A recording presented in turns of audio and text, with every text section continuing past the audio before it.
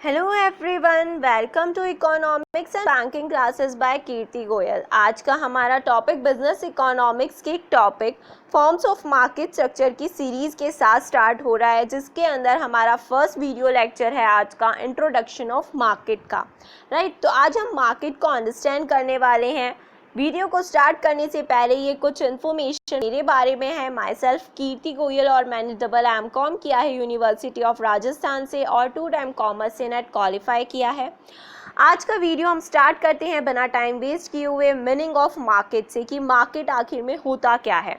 Market एक reason होता है, एक ऐसा एरिया होता है जहाँ पर बायर्स होते हैं और सेलर्स होते हैं, आपस में एक दूसरे से कांटेक्ट करते हैं और गुड्स और कमोडिटीज़ जो होती हैं उनको सेल और परचेज़ करते हैं। राइट, तो यहाँ पर हमें ये चीज़ क्लियर हो गई है कि यहाँ पर ऑनलाइन और ऑफलाइन जितने भी मोड्स होते हैं वो सारे मार्केट के अंदर आ जाते हैं। राइट, तो हम देखते हैं कि एसेंशियल पॉइंट्स, की पॉइंट्स मार्केट के लिए क्या होते हैं। मार्केट के लिए एसेंशियल की पॉइंट्स होते हैं हमारे एरिया। तो मैम एरिया यानी कि प्लेस, और अगर प्लेस इंक्लूडेड होती है तो ऑनलाइन मार्केट कैसे इसमें इंक्लूड होगा? बिल्कुल सही सोच रहे हैं आप। यहाँ पर प्लेस नहीं होता है, एरिया का मतलब यहाँ पर होता है a point of contact between buyer and seller. A point of contact वो कुछ भी हो सकता है। अगर हम ऑफलाइन मोड की बात करते हैं तो पॉइंट ऑफ कांटेक्ट होते हैं हमारी शॉप्स, शॉपिंग मॉल्स, और अगर हम बात करते हैं ऑनलाइन मोड की तो ये पॉइंट ऑफ कांटेक्ट होते हैं हमारा इंटरनेट, जिसको हम लैपटॉप या मोबाइल के ज़रिए यूज़ कर सकते हैं। राइट, तो यहाँ पर एरिया का मीनिंग क्लियर हो गया, a point of contact between buyer and seller. Buyers and sellers का होना बहुत ही ज़रूरी है, ये बिल्कुल बेसिक पॉइंट है। कमोडिटीज़ का होना ज़रूरी है। राइट, कोई भी गुड्स और सर्विसेज का उसका होना बहुत ही ज़रूरी है। अब हमारा फोर्थ पॉइंट है कंपटीशन। कंपटीशन होना किसी भी मार्केट के लिए आइडल सिचुएशन होती है। परफेक्ट कंपटीशन एक मार्केट की आइडल सिचुएशन होती है। अगर कंपटीशन मार्केट के अंदर नहीं होगा तो क्या होगा? प्राइस डिस्क्रिमिनेशन होने लगेगा, यानी कि एक ही तरह के गुड के अलग अलग जगह अलग अलग प्राइसेस चार्ज किए जाएंगे। अब ये कैसे होता है, क्या होता है, इसे हम आने वाले वीडियोस के अंदर डिस्कस करेंगे, लेकिन अभी के लिए इतना समझना ज़रूरी है कि मार्केट के अंदर कंपटीशन होना बहुत ही ज़रूरी होता है। फिर भी कुछ मार्केट ऐसे होते हैं जहाँ पर कॉम्पिटिशन नहीं होते हैं, तो वहाँ पर प्राइस डिस्क्रिमिनेशन की सिचुएशन आ जाती है। ठीक है, तो इसे हम किस में अंडरस्टैंड करेंगे? मोनोपोली में। प्राइस डिस्क्रिमिनेशन मोनोपोली में होता है, जहाँ पर कंपटीशन मार्केट में एग्जिस्ट नहीं कर रहा होता है। तो चलिए हम आगे देखते हैं हमारा बेसिस ऑफ क्लासिफिकेशन, कि हम जो मार्केट की फॉर्म्स को अंडरस्टैंड करते हैं तो मार्केट को किस किस बेसिस पर क्लासिफाई किया जाता है। तो हमारे बेसिस ऑफ क्लासिफिकेशन का फर्स्ट पॉइंट है number of buyer and seller. Number of buyer and seller के ऊपर हमारे मार्केट डिसाइड होते हैं। जैसे कि अगर आपके huge number of buyer and seller है तो आपका परफेक्ट कंपटीशन हो सकता है। अगर आपके बायर्स तो बहुत सारे हैं, सेलर एक ही है, तो मोनोपोली हो सकती है। अगर थोड़े से सेलर हैं, बायर बहुत सारे हैं, तो ओलिगोपोली भी हो सकती है। राइट, तो ये हमारी कैटेगरी को डिसाइड करती है मार्केट स्ट्रक्चर की। सेकंड है हमारा freedom of movement of goods, movement of firms, यानी कि फर्म की इंडस्ट्री के अंदर एंट्री और एग्जिट को लेकर ये पॉइंट है। तो अगर हम बात करते हैं हमारे परफेक्ट कंपटीशन की, तो वहाँ पे फर्म्स जो होती हैं वो फ्रीली मूव कर सकती हैं, एंटर और एग्जिट हो सकती हैं इंडस्ट्री में।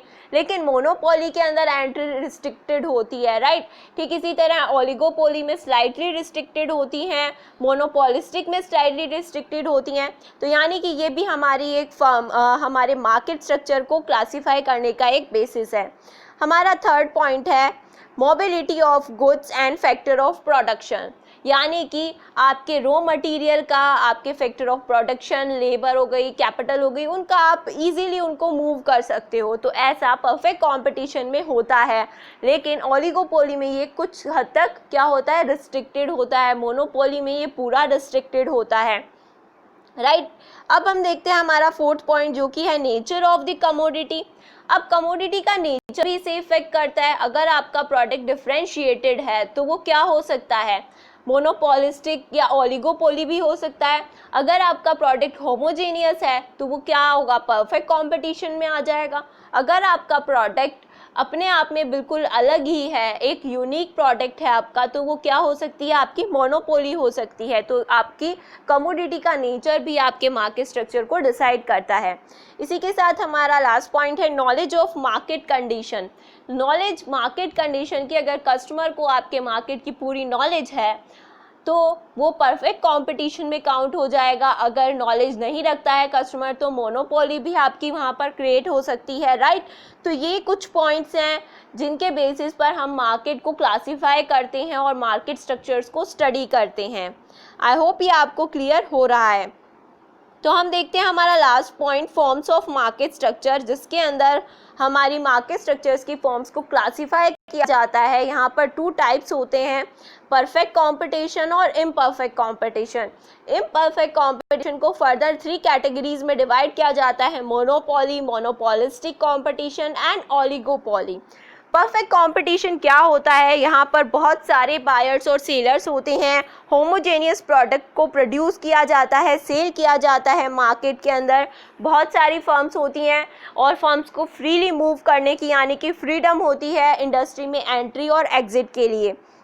यहाँ जो फर्म होती है वो प्राइस टेकर होती है, क्योंकि मार्केट का साइज़ बहुत बड़ा है, बहुत सारे बायर हैं, बहुत सारे सेलर हैं, तो फर्म मार्केट का प्राइस डिसाइड नहीं कर सकती है, इंडस्ट्री मार्केट का प्राइस डिसाइड करती है, पूरा मार्केट डिसाइड करता है, राइट।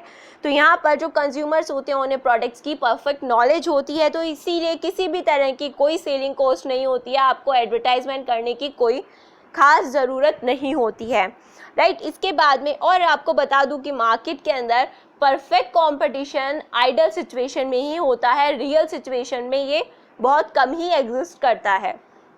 अब देखते हैं इम्परफेक्ट कंपटीशन के अंदर हमारी मोनोपोली। अब मोनोपोली क्या होती है, एक सिंगल सेलर, यानी कि आपका प्रोडक्ट अपने आप में यूनिक है, आपके प्रोडक्ट के कोई सब्सिट्यूट्स क्रॉस सब्सिट्यूट्स मार्केट के अंदर अवेलेबल नहीं है। तो यानी कि जो आपकी फर्म है वही क्या है, इंडस्ट्री है। आपकी इंडस्ट्री के अंदर न्यू फर्म्स एंटर नहीं हो सकती हैं, उनकी एंट्री को लेकर रिस्ट्रिक्शन होता है, जिसको आप किसके थ्रू कंट्रोल करते हैं, पेटेंट, कॉपीराइट, ट्रेडमार्क, किसी भी चीज़ के थ्रू, राइट। या फिर कई बार गवर्नमेंट बैरियर्स भी होते हैं।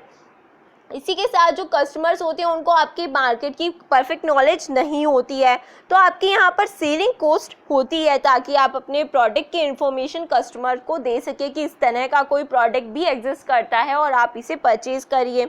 और यहाँ पर जो फर्म होती है वो प्राइस मेकर होती है, क्योंकि आप एक सिंगल सेलर हैं, तो आप खुद अपने प्रोडक्ट के प्राइजेस डिसाइड कर सकते हैं, राइट। इसके बाद में आता है हमारा मोनोपोलिस्टिक कंपटीशन। यहाँ पर क्या होता है, लार्ज नंबर ऑफ सेलर्स होते हैं, आपके प्रोडक्ट के क्लोजली रिलेटेड सब्सिट्यूट्स होते हैं, लेकिन डिफ्रेंशिएटेड होते हैं, यानी कि कुछ अलग अलग क्वालिटीज़, उनके ब्रांड, कलर, साइज़, इसके अकॉर्डिंग कुछ डिफ्रेंशिएशंस होते हैं।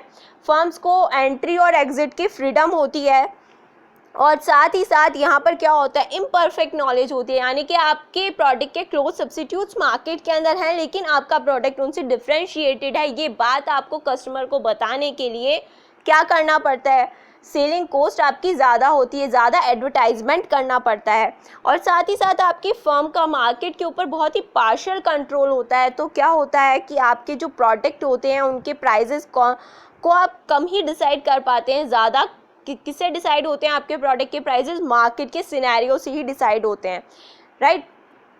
इसके बाद में आती है हमारी ओलिगोपोली। ओलिगोपोली के अंदर क्या होता है, थोड़े से बहुत बड़े सेलर्स होते हैं, मतलब कि जैसे मोनोपोली में एक था, यहाँ पर किसी पर्टिकुलर गुड्स के 3 या 4 सेलर पूरे मार्केट के अंदर हों, ठीक है। तो आपके जो प्रोडक्ट होते हैं वो होमोजीनियस भी हो सकते हैं और डिफरेंशिएटेड भी हो सकते हैं।